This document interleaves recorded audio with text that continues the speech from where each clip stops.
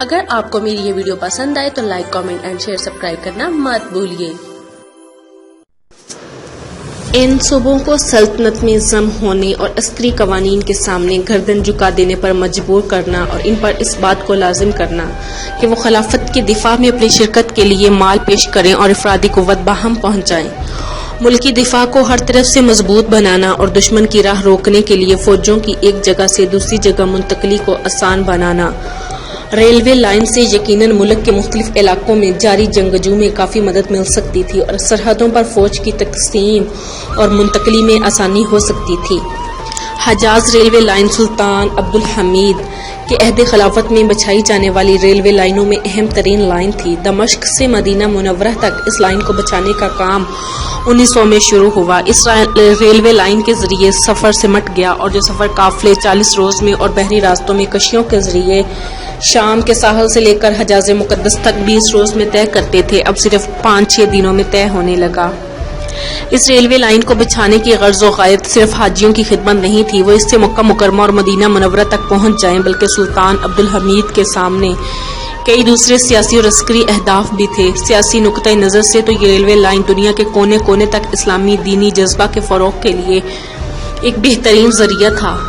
سلطان عبدالحمید نے زمین کے مختلف اطراف میں رہنے والے مسلمانوں میں ایک بیان نشر کیا جس کے ذریعے انہیں اس ریلوے لائن کی تعمیر کے لیے عطیات میں حصہ ڈالنے کے لیے آمادہ کیا۔ سلطان عبدالحمید نے چندے کی ایک لسٹ تیار کی جس میں انہوں نے اپنی جیب سے 50,000 سونے کے عثمانی سکے دیے اور 1,00,000 سونے کے عثمانی سکے منافع کے صندوق سے دینے کا فیصلہ کیا۔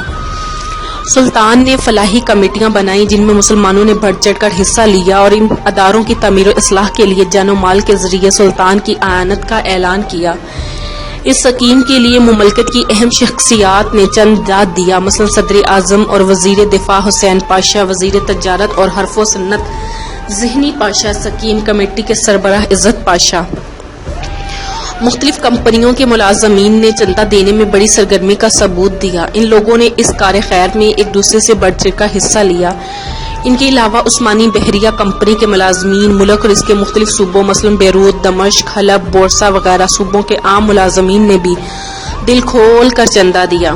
مصر کا شاہی محل بھی چندہ مہم میں شریک ہوا۔ مصر کے سکیم کے لیے چندہ جمع کرنے کے لیے ایک کمیٹی بنائی گئی جس نے احمد پاشا المنشادی کی سربراہی میں چندہ جمع کیا۔ مصر کے صحافیوں نے بھی حجاز ریلوے لائن کی اس مہم میں بڑی سرگرمی کا مظاہرہ کیا اور اس کی مثال جریدۃ الموعد ہے۔ اللواء المصر میں یہ نامی اخبار نے جو چندہ جمع کیا اس کی مالیت 1904 عیسوی میں 3,000 عثمانی لیرہ تک پہنچ گئی۔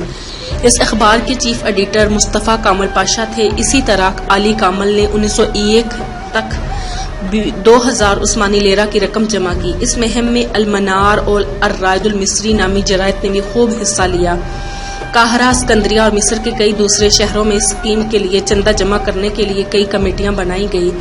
ہندوستان کے مسلمان پوری دنیا کے مسلمانوں سے آگے تھے۔ ان کا جوش و خروش اور چندہ مہم کے سلسلے میں گرم جوشی دیدنی تھی۔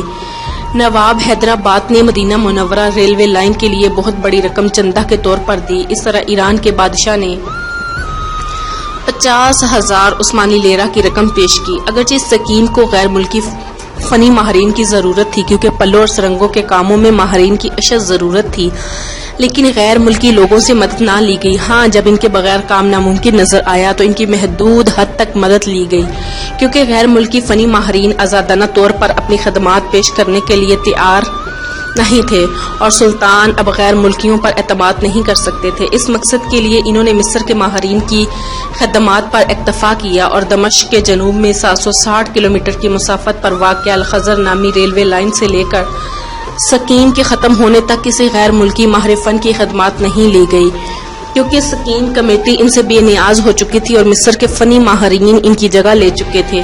1907 عیسوی میں ماہرین کو چھوڑ کر صرف مزدوروں کی تعداد 7,500 تک پہنچی اور سکیم کی تکمیل پر تقریباً 4,28,03,000 عثمانی لیرہ کی رقم خرچ ہوئی۔ اگر اس سکیم میں غیر ملکی کمپنیوں کی خدمات حاصل کی جاتی تو اخراجات بھی بڑھ جاتے اور مدت بھی زیادہ درکار ہوتی۔ مصری فنی ماہرین اور اپنے ملک کے مزدوروں کے جوش و جذبہ اور خدمت وطن کے جذبہ کے باعث بہت تھوڑے وقت اور عرصہ میں یہ سکیم مکمل ہو گئی۔ اگست 1908 عیسوی کو یہ ریلوے لائن مدینہ منورہ تک پہنچ گئی۔ پروگرام کے مطابق اس ریلوے لائن نے مدینہ طیبہ کے بعد مکہ مکرمہ تک جانا تھا، لیکن اس پر کام روک دیا گیا اور یہ لائن مکہ مکرمہ تک نہ جا سکی۔ وجہ یہ تھی کہ شریف مکہ حسین بن علی کو اندیشہ تھا کہ دولت عثمانیہ کی گرفت حجاز مقدس پر سخت ہو جائے گی اور ممکن ہے اس طرح اس کی عمارت کو خطرہ لاحق ہو جائے۔ چنانچہ اس نے مکہ تک ریلوے لائن بچھانے کے کام میں رخنہ اندیزی شروع کر دی اور یوں یہ ریلوے لائن مدینہ منورہ تک پہنچ کر رک گئی۔ اسی دوران پہلی جنگ عظیم شروع ہو گئی۔ انگریزوں نے عربی فوجوں کے ساتھ معاہدہ کر لیا اور یہ فوجیں فیصل بن حسین بن علی کی قیادت میں انگریزی فوجوں کے ساتھ مل گئی اور حجاز ریلوے لائن کو نقصان پہنچایا۔ آج تک یہ ریلوے لائن بند ہے، لیکن امید ہے کہ اس کی اصلاح کی طرف توجہ دی جائے گی اور بیت اللہ شریف کی طرف سفر کرنے والوں کو آسانی باہم پہنچانے کے لیے عملی اقدامات کیے جائیں گے۔ 1907 عیسوی میں برطانوی سفیر نے اپنا سالانہ رپورٹ میں قسطنطنیہ میں حجاز ریلوے لائن کی اہمیت کو بیان کرتے ہوئے کہا، آخری 10 سالوں کے سیاسی واقعات کے حوالے سے کچھ واقعات بہت نمایاں ہو کر سامنے آئے ہیں۔ ان واقعات میں سے اہم واقعہ سلطان کا یہ ماہرانہ پروگرام ہے، جس کے ذریعے وہ خلیفۃ المسلمین کی حیثیت سے سامنے آئے اور 300 ملین مسلمانوں کے روحانی قائد کی حیثیت سے لباس خلافت میں ظاہر ہوئے۔ انہوں نے ثابت کر دیا کہ وہ مسلمانوں کے روحانی پیشوا ہیں۔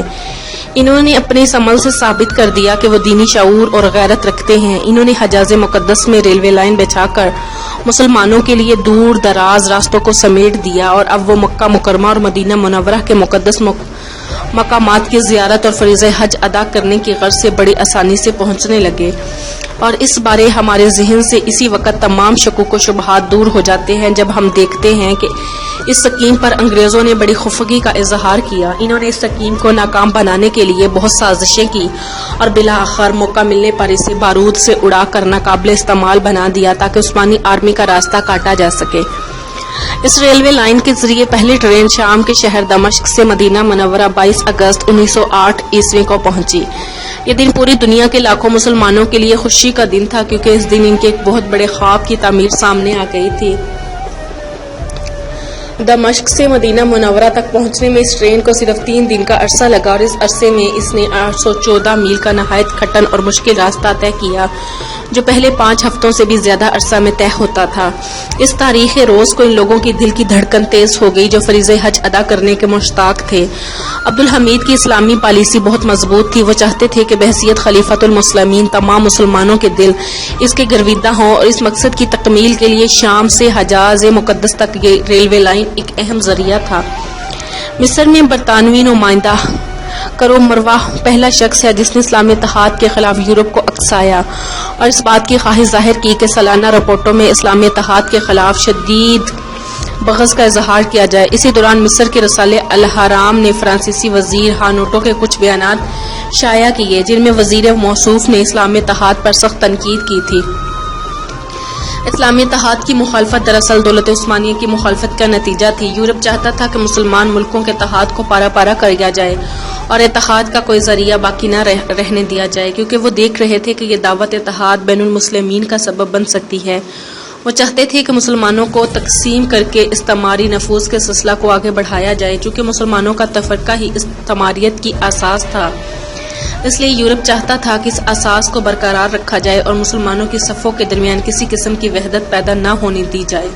اس مقصد کے لیے انہوں نے کئی بنیادی اقدامات کیے: صوبائی وطنیت، علاقیت، گروہی اور نسلی اختلافات کو فروغ دینا، اسلامی اتحاد کے خلاف جنگ کے لیے فکری اور نظریاتی فضا قائم کرنا۔ یہ سب کوششیں در حقیقت خلافت عثمانیہ کو بالآخر ختم کرنے کی تمہید تھی اور بین الاقوامی صہیونیت، ڈونمک تحریک کے یہودیوں اور ان کے پیروی کرنے والی جمعیتوں جیسے انجمن نوجوان ترکی، انجمن اتحاد و ترقی وغیرہ کے ساتھ تعاون کرنے کی ایک سبیل تھی۔ لوگوں کی ہمدردیاں حاصل کرنے، ان کو اپنی طرف مائل کرنے کی پالیسی۔ سلطان عبدالحمید نے مختلف علاقوں کے ذی اثر شخصیات کی ہمدردیاں حاصل کرنے کی پالیسی اپنائی۔ سلطان اہل علم کی بڑی عزت کرتا تھا اور ان کی عزت افزائی میں کوئی بخل نہیں کرتا تھا، اس لیے اس نے مجلس مشائخ قائم کی اور اس کے ممبران کے لیے بڑے بڑے وظائف مقرر کیے۔ سلطان اپنے رہنماؤں کے ساتھ بہت احترام سے پیش آتا تھا اور ان کے بارے بہت اچھا گمان رکھتا تھا۔ سلطان کے ہاں اہل علم کا بڑا درجہ تھا۔ وہ اہم شخصیات کی ہمدردیاں حاصل کرنا چاہتا تھا تاکہ یہ لوگ اس کی پشت پناہی کریں اور اسلام اتحاد کی سوچ میں اس کا ساتھ دیں۔ ان اہم شخصیات میں مصطفیٰ کامل پاشا کا نام خاص طور پر قابل ذکر ہے، جن کا تعلق مصر سے تھا۔ سلطان ان نمایاں شخصیات کی خطاؤں سے درگزر کرتے تھے جب انہیں یقین ہو جاتا تھا کہ وہ سلطان سے مخلص ہیں اور اسلامی اتحاد کی سوچ میں اس کی معاونت کر سکتے ہیں اور اس کے خیالات سے اتفاق رکھتے ہیں۔ ایسے لوگوں میں نامک کمال کا نام بہت مشہور ہے۔ سلطان عبدالحمید اسکولوں کے بعض طلباء کا بھی انتخاب کرتا تھا جو عرب خاندانوں کے بچوں کے لیے قائم کیے گئے تھے۔ ان اسکولوں میں پڑھنے والے اکثر طلباء کا تعلق بڑے بڑے خاندانوں سے ہوتا تھا جن کی اسلامی معاشروں میں بڑی عزت کی نگاہ سے دیکھا جاتا تھا۔ ان کا اثر و رسوخ اسلامی معاشروں پر ان کی گرفت اور ان کی شہرت بہت اچھی ہوتی۔ ان طلباء کے ذریعے سلطان اتحاد بین المسلمین کے خواب کی تعبیر چاہتا تھا۔ آپ اس سلسلے کو بڑی وسعت دی۔ بعد میں اسی طرح کے کئی اور اسکول قائم ہوئے اور اسکولوں میں پڑھنے والے طلباء جن کا تعلق عرب خاندانوں کے علاوہ کرو اور البان خاندانوں سے تھا انتخاب کیا اور ان کے ذریعے مختلف عرب قبائل کے عمرا اور شیوخ سے رابطے کیے۔ بعض لوگوں کو خطوط لکھے اور بعض کی طرف وفود بھیج کر انہیں اپنے ساتھ ملانے، اسلامی بھائی چارہ کو فروغ دینا اور ان لوگوں کی ہمدردیاں حاصل کرنے کی پوری کوشش کی۔ سلطان جانتا تھا کہ انگریز مسلمانوں کے اتحاد کو پارا پارا کرنے کی کوشش میں ہے۔ وہ جانتا تھا کہ انگریز کا عرب شیوخ کے ساتھ گہرا رابطہ ہے، جیسے شریف مکہ اور یمن کا شیخ حمید الدین اور شیخ عیسیٰ۔ انگریز کی کوشش تھی کہ ان شیوخ کو دولت عثمانیہ کے خلاف بھڑکایا جائے اور انہیں اس بات پر آمادہ کیا جائے کہ وہ خلیفہ کی اطاعت سے نکلنے کا اعلان کر دے اور دولت عثمانیہ سے الگ ہو جائے۔ سلطان عبدالحمید نے انگریز کے منصوبوں اور اس کی خبیث سازشوں کو خاک میں ملانے کے لیے عملی اقدامات کیے۔ انہوں نے ایسے لوگوں پر اپنی گرفت مضبوط کرنے میں کوئی کسر نہ اٹھا رکھی جن کے بارے انہیں شک تھا کہ وہ دولت عثمانیہ کے ساتھ محبت کے جذبات نہیں رکھتے، اور مختلف ہیلوں اور بہانوں سے انہیں استنبول میں اپنے پاس روکے رکھا۔ آپ نے ایسے لوگوں کو بڑے بڑے عہدوں پر فائز کر کے اور بڑے بڑے مناصب دے کر ایک طرح سے اپنی نگرانی میں موقید کر دیا تاکہ ملک ان کی سازشوں سے محفوظ رہے۔ مثلاً شریف مکہ کو استنبول میں مجلس سے مشاورت کا ممبر بنا دیا تاکہ وہ واپس مکہ مکرمہ نہ جا سکے۔ شریف حسین کے بارے سلطان نے صدر اعظم فرید پاشا سے بات چیت کے دوران اپنی رائے کا اظہار کرتے ہوئے کہا، شریف حسین ہمیں نہیں چاہتا تھا لیکن اب وہ پرسکون اور خاموش ہیں، لیکن اللہ وحدہ لا شریک کا وعدہ ہے اور اس کے ساتھ ساتھ اللہ وحدہ لا شریک بہتر جانتا ہے کہ شریف حسین کل کو کیا کر سکتا ہے۔ اسی وجہ سے شریف حسین کی قیادت میں برپا ہونے والی عربی بغاوت اس وقت تک مؤخر رہی جب تک کہ اتحادیوں نے سلطان عبدالحمید کو حکومت سے برطرف نہیں کر دیا۔ جب ماسونی پارٹی اتحاد و الترقی کی حکومت قائم ہوئی تو شریف حسین مکہ واپس اور اس کے بعد انگریزوں کے ساتھ معاہدہ قائم کرنے میں کامیاب ہو گیا اور یوں عرب کے مسلمانوں اور ترکوں کے درمیان ایک بہت بڑی خلیج پیدا کر دی۔ سلطان عبدالحمید کا دشمنوں کے منصوبوں کا ناکام بنانا 19ویں صدی عیسوی کے ربیع اول سے برطانیہ نے کردوں کو دولت عثمانیہ کے خلاف بھڑکانا شروع کر رکھا تھا تاکہ ایک طرف عثمانیوں اور کردوں کے درمیان دشمنی پیدا کی جائے اور دوسری طرف ایک مملکت کے ذریعے خدا کیا جائے جو دولت عثمانیہ سے الگ ہو۔ جب ہندوستان میں برطانوی کمپنی قائم ہوئی تو انگریزوں کی سرگرمیاں عراق میں پہلے سے زیادہ ہو گئی۔ انہوں نے عمرہ کے درمیان ایک قومی تحریک شروع کرنے کے لیے عملی اقدامات کیے۔ برطانوی مندوبین عراق میں بسنے والے کرد خاندانوں کے پاس آنے جانے لگے اور کرد خاندانوں کو دولت عثمانیہ کے خلاف متحد کرنے کی کوشش کرنے لگے۔ عثمانی انٹیلی جنس بڑی عمیق نظروں سے ان کا امور کا پیچھا کر رہی تھی، چنانچہ سلطان عبدالحمید نے انگریز کے ان تباکن اقدامات کے خلاف ایک منصوبہ تیار کیا جس کی اہم باتیں درج ذیل ہیں۔ خلافت عثمانیہ کردہ شہریوں کو ارمنوں کے خونریز حملوں سے بچانے کے لیے اٹھ کھڑی ہوئی اور ارمنوں کے خلاف کردوں کا ساتھ دیا۔ سلطان نے مسلمان علماء پر مشتمل کئی وفود کرد خاندانوں کے پاس روانہ کیے تاکہ وہ انہیں سمجھائیں، ان کی رہنمائی کریں اور انہیں اسلام اتحاد کی دعوت دیں۔ چنانچہ ان وفود نے مغربی مقاصد کے بارے کردوں کو بیدار کرنے میں اپنا کردار ادا کیا۔ سلطان عبدالحمید نے مختلف اقدامات کر کے عمرہ کو اپنے اور دولت عثمانیہ کے ساتھ ملانے کی کوشش کی۔ مشرقی اناضول میں کردوں پر مشتمل فوجی یونٹوں کی بنیاد رکھی گئی تاکہ ارمنی جارحیت کا راستہ روکا جا سکے۔ علیحدگی پسند ارمنوں کے مقاصد کے خلاف دولت عثمانیہ کا موقف بڑا مضبوط تھا، اس لیے اس علاقہ میں رہنے والے کردوں نے امن و امان کی کیفیت کو محسوس کیا۔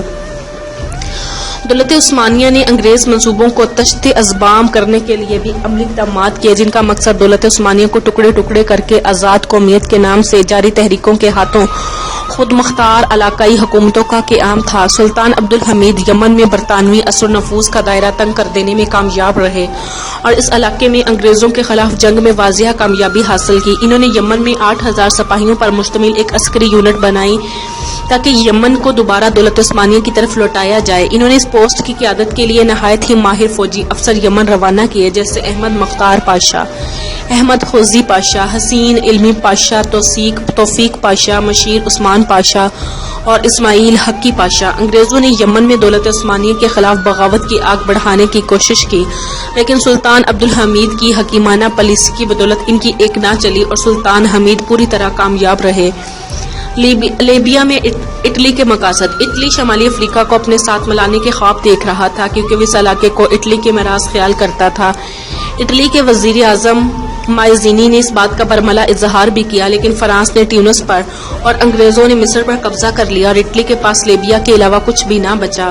اٹلی کی لیبیا میں پالیسی۔ اٹلی نے لیبیا میں اپنی پالیسی کو 3 مراحل پر مرتب کیا: سکولوں، بینکوں اور دوسرے رفاہی اداروں کے ذریعے پرامن طریقے سے لیبیا کے اندر اثر و نفوذ پیدا کرنا، ڈپلومیسی کے ذریعے لیبیا پر اپنے قبضہ کے جواز کے لیے دوسرے ملکوں کو اپنے ساتھ ملانا تاکہ وہ اس قبضہ کو تسلیم کرے، دولت عثمانیہ کے خلاف اعلان جنگ اور لیبیا پر قبضہ۔ اس دور میں برطانیہ اور فرانس کے برعکس اٹلی کی یہ پالیسی تھی کہ وہ اپنی جدوجہد کی طرف کسی کی توجہ مبذول نہیں ہونے دے۔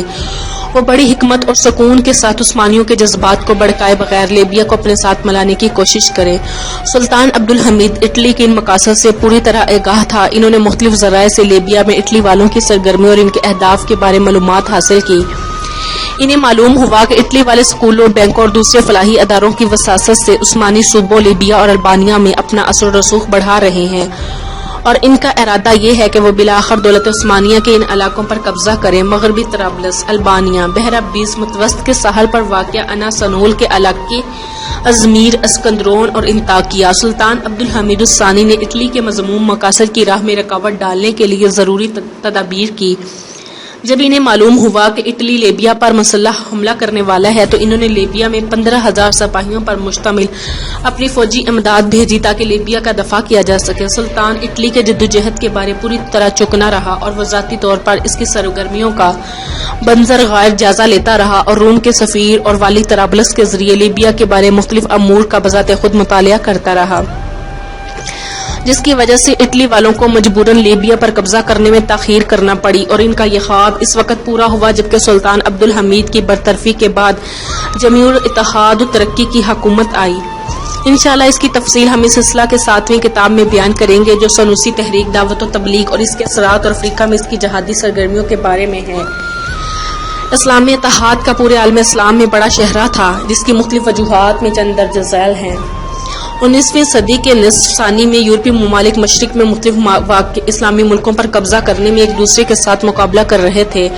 1881 عیسوی میں فرانس نے ٹیونس پر قبضہ کر لیا، 1882 عیسوی میں انگریزوں نے مصر پر قبضہ کر لیا اور فرانس نے مراکش کے معاملات میں مداخلت شروع کر دی، حتیٰ کہ 1912 عیسوی میں فرانس اس بات کا اعلان کرنے میں کامیاب ہو گیا کہ ان علاقوں پر اس کا بھی حق ہے، لہٰذا ان علاقوں کو ہسپانیہ اور فرانس کے درمیان تقسیم ہونا چاہیے۔